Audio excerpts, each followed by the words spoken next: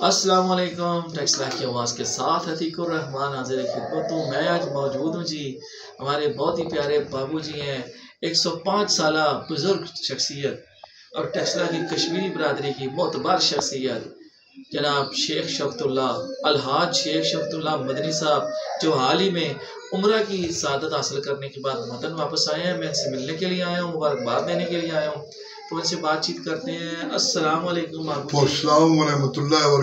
कैसी तबीयत है? अल्हम्दुलिल्लाह माशाल्लाह। 105 साल की उम्र में भी आपकी सेहत बहुत जबरदस्त और जवानों की तरह सलामत है। इसकी क्या वजह है? ये सब अल्लाह पाक तबारक व तआला का करम है। जिस तरह वो चाहे उसी तरह होता है। अपने हबीब के सदके में उन्होंने सब कुछ अता किया हुआ है, सेहत समेत।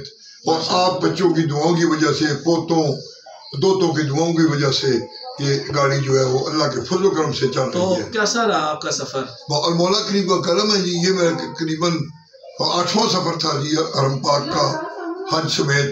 तो अल्लाह पाक ने बड़ा करम फरमाया है, बड़ा अच्छा, सबसे बेहतर यही रहा है।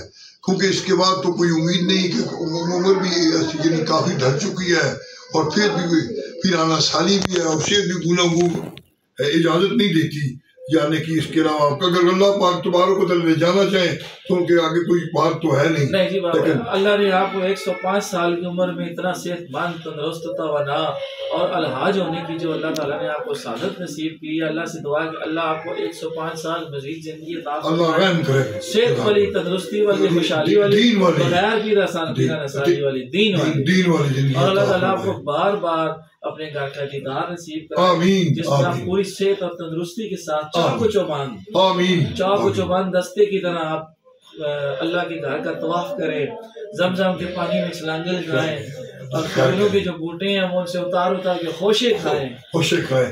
और आपकी दुआएं होंगी, दुआएं आप करेंगे, फिर आमीन भी कहेंगे तो अल्लाह पाक ये कबूलियत, इस बात को भी कबूलियत बख्शेंगे। क्योंकि आपकी खानदानी दीनी खिदमत जो है आपकी, आपके वालिद साहब की, आपके दादा रहमतुल्लाह अलैह की और आपके परदादा मुफ्ती साहब पाक की, उनकी बरकतों से ये जो है मेरी गाड़ी जो है वो चल रही है और रवाना है।